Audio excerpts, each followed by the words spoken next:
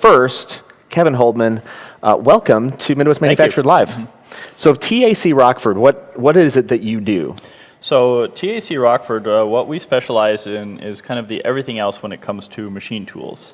Our customer base are people who use and service CNC machines, but it really gets unusual from there. It's really, we solve people's problems or actually help them solve their problems. So for example, a big area of us is preventive maintenance tools. So this would be something you stick in, on, and around a machine to check a certain parameter, to make sure it's within specification. Similar to use an analogy, a tire pressure gauge on a car. You stick it on there, do I have X number of PSI? Good to go. Sure. That kind of thing. So as far as other things then, it really depends on what a customer needs. So it can range from work holding to special spindle adaptions, things like that. So just for an example, we just finished a project for a customer who does gear hobbing, and they needed some special work holding. And we worked with, in that particular case, the manufacturer in Germany of the machine tool, Liebherr, and then they supplied that work holding system with the machine that came from Germany. Okay. And so what role did TAC serve in that chain of events? So we were helped create the solution. Okay. We did the engineering for the design of the product. In that particular case, we actually had the product manufactured in Europe as well. Okay. Now, you are an international company. Correct. But you're based here in Rockford, in the downtown area, which is unique for, I think, a manufacturing company. Right. Yeah. So we are located right downtown Rockford, next to the Coronado, in what typically was known as the Pioneer Insurance or Conseco building. It's now the 304 Main building. And we're very unusual to be in a location like that because we are more of a manufacturing company and engineering company, not typical for a downtown. But we've been downtown for almost, I think, 14 years now, and we really like it. This is our second downtown location. Okay. So you're based in Rockford, but you do business internationally, and in this case, this gear hobbing manufacturer that you're talking about, you worked with the company that made the machine, right? Mm-hmm. This problem that you solved for the end user, why didn't they just go right to the machine manufacturer and talk to them about that? So we had actually worked with that customer before in the past. They were in Texas, and when they ordered this machine, they said, we want a similar system on this new machine. So that's why. So because the customer said so. Okay. So they already had a solution that was working on a different machine, and they wanted to maintain a consistency. Variation on a theme. Really. Gotcha. Mm-hmm. Okay. Interesting. So these types of problems that you solve. What other types of problems do you solve for companies? You're talking about preventative maintenance in and around the machines. What are those types of things? Sure. So let's talk about a local example. So we're actually working on a project now with Woodward Governor here in Rockford. So they have an issue where they have what's called a bar feeder on a lathe, and it feeds in the bar stock, and they have some issues and some unknown situations when they switch from bar to bar. What's the force that they're holding onto that bar with? It's slipping, sometimes they're distorting parts. Gotcha. So they have too much or too little force, which then ends up they don't know. They have no idea. They have problems. Yeah. So we made them a special force gauge that's wireless that can go in that bar feeding component, measure that force. A lot of what we do are force gauges. Okay. And so they can quantify it. So they know, okay, when we run this particular part, we need to have this force in our work holding system. Okay. Now, is that force gauge a standard component that anyone who, for instance, in this case, would own a lathe, would they understand that they should probably have a force gauge? So that particular product line is something new for us, and it's something that doesn't really exist on the market per se. So it's a problem that a lot of manufacturers have. And when they learn there's a tool to quantify that, they're pretty excited about it. Now, there's your tool when you're putting that bar stock into the feeding mechanism. Does that tool stay in all the time, or do you just measure that once and then you just measure it once? It's similar to, to use an analogy again, like a tire pressure gauge. You check it, I'm where I need to be, good. Gotcha. And this is suitable for anybody who's using a lathe. Now, this is not the only types of products that you sell. Right. What are the other types of products? So one of our bread and butter things is really the gauges to check drawbar pull force. So in a machine tool, you have machines that automatically change out their cutting tools, and you have a system in there that pulls that tool in. Right. So that's a standard product for us for the various spindle tapers, for example, CAT, HSK tapers, where you have something, again, you can stick in the spindle, check that force. Is it there? Gotcha. And that enables you to ensure, like you're talking about, like a tire pressure indicator or a gauge on a tire. You want to make sure that that tire is not, out of tolerance, that Correct. you'd end up with gas mileage problems or something like that. You want to make sure that you measure your machines so that when you're producing parts over and over again, that you're not damaging parts or things aren't having a problem with slippage or something. Yep, you're exactly right. So you have surface finish issues. You can destroy your spindle taper if this tool is too loose, Right. and if it's really loose, significant Catastrophic safety issues. problems, yep. If tools fly out of a machine, bad thing. Awesome. So, Now you obviously, it sounds like you're getting into some areas that you haven't been in before, but you've been in the area for 14 years. How old is TAC? So we started in 1991. We're a family business, so my dad started the company then, really representing European manufacturers here in the United States in the machine tool space. Okay, so like a manufacturer's rep or Yeah, distributor? basically. Okay. And we still do that. That's about, let's call it 20% of what we do. I started after I graduated from college in 1996, and then we've moved more into these special projects because that's an area I'm interested in. Sure. I've always been an electronics person. Yep. I'm a mechanical engineer by training.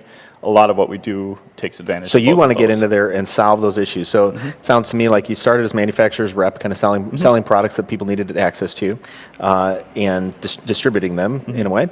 And then you saw unique problems that you wanted to get into and solve, or people came to you and asked how did that happen? A lot of times we have customers, they come to us, they see, well, you do X and Y, I need Z. Can you do that? And then we have to think about it, and then, yeah, that's something within our wheelhouse, we can do that. Okay. So a lot of times our customers are really our best R&D, not R&D, but Sure. product inventors. So have you found then in that growth pattern that it's because you're doing kind of the bread and butter, well, not bread and butter, but you're doing the distribution of components to them, then that enables you to build the relationship, and Correct. then they how do they hear that you can solve their problems and engineer some new solution? So one of the two biggest things for us are the web and word of mouth. Right? Okay. So if you start Googling certain problems, you will find us very quickly on the web because we offer some unique solutions. Google likes us, we like Google. And then also word of mouth, where we've solved one problem for somebody else in the company, and they send their coworker our way when they hear of a different issue. Gotcha. So do you have in your business, do you have a defined path for R&D, or is it just kind of one-offs when you need to? So what often happens is somebody will come to us with a problem. We do a lot of one-off stuff, but then what happens is sometimes we recognize, hey, this is maybe a problem somebody else is going to have, and then we turn that idea that we started off as a one-off and turn it into a product line. Gotcha. Okay, so getting back to this idea of being an international manufacturer, you're a small family-owned business. It's not uncommon for small and family-owned business to sell nationally. Sometimes it's a little uncommon for them to sell internationally because there are unique problems and challenges that maybe they're not designed to address. How did you get into selling in this international space? So our roots being a international distributor gave us this foundation of being able to transact internationally very easily. So it works well both ways. We just have that as a core competency that's been in our company from the get-go. So we know how to transact and interact with people all over the world. We just, for example, we do our biggest international base is in Germany, but we sell basically everywhere. We've sold to like South Africa. Right now we just received an order from United Arab Emirates, and so it's all over the map where we sell to. So, what unique challenges do you see when you're selling internationally? Language barriers are often the biggest one for us. We are fortunate here in the United States that English is the language of business globally. If you have a German company dealing with an Italian company, they'll probably speak in English. So we have a huge advantage. So you just need to recognize that, hey, we have that advantage, and thank people that they speak English. Right? Sure. Don't take that as an expectation. Okay, so language barriers, it seems like you have that resolved because because you speak English. We have a kind of one-up. What other challenges do you see, maybe even in this economic climate where there's tariffs and things like that that are tariffs, impacting U.S. businesses? The tariffs, as of yet, have not particularly impacted us. We do Very little sale to China. Once in a while, something will happen.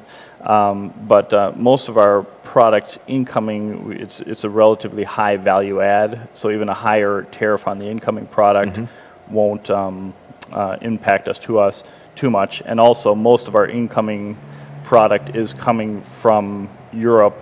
And same thing on the reverse, the outgoing product is going to Europe as well. And we don't have the same level of tariff situation that we do with other countries right now. Now, speaking of international, doing business internationally, do you have international competitors that you're concerned about, or is this, you kind of got a niche that you've carved out? We have some niches, and we certainly have some competitors. Yeah. So for some of our gauge products, specifically German companies are the ones that are primary competitors in that space. Okay, and that's that because a lot of the OEMs are over there. Germany has a very strong machine tool foundation. Yeah. And for that reason, a lot of it's got a strong supply chain for supply chain. Machine tools. So that's the reason. Interesting. So being a family-owned business, what are the challenges in dealing with a family-owned business? I mean, a lot of small businesses in the U.S. are family-owned businesses. What challenges have you seen, and how do you overcome those?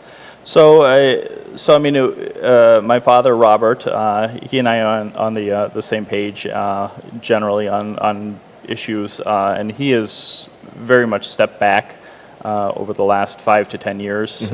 So he's not really involved in the day-to-day. So as long as the company's doing well, he's happy. So okay, so you have kind of regular reporting or something like that that happens, which keeps everybody on the same page. He spends a lot of time traveling. Okay, so he's not in Rockford all that often. Sure. And because there's been a transition or somewhat successful transition then to you, being president, then you don't end up with some of the transition issues where you have struggles and maybe power issues. Yes, we've had very little issues. It's a very good relationship. Awesome. Cool. Well, thanks for being here. One of the things we do want to talk about is employee appreciation. Sure.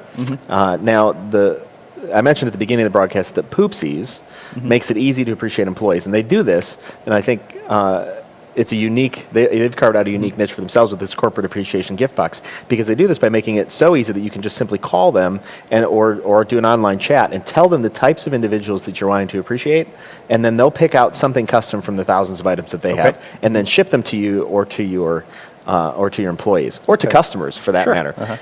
Some cool products, and so we partner with Poopsies on this broadcast to get you your corporate appreciation gift box. Now, I don't know what's in this gift box, so it could be totally off the wall. All right, well, we'll find out. But this will be exciting. So here we go. All right, there it comes. Oh, good catch. It's always exciting when they throw it. We have one blooper where it hit my head and then fell off. And all right, so let's. I don't know what's in it. This is good. All right, the big unveil here. See what we got. Oh, there we go. We'll hide that first. So I'm going to get shit done later. Do those speak your language? Yeah, I think so. Thank you for that. I think I've got a pair of those too, and they speak my language as well. Well, Kevin, how can people get a hold of TAC Rockford if they have a need or are interested in how you could solve one of their problems? Sure. So the website is definitely a great place to get an idea for what we do, and then to either send an email or call us up. We're very happy to talk. Easy. So. All right, tacrockford.com? Yep, you awesome. got it. Well, you've been listening to Midwest Manufactured Live, where we do tell the stories of great manufacturers, the struggles that they've seen, the challenges that they've overcome, and what they see ahead of them. If you're interested in learning more about TAC Rockford, go to tacrockford.com. If you want to appreciate your employees, get the Corporate Appreciation Gift Box from poopsies.com. I'm Jason Todd, publisher of Midwest Manufactured. You can view replays of this at midwestmanufactured.com. Thanks for joining us.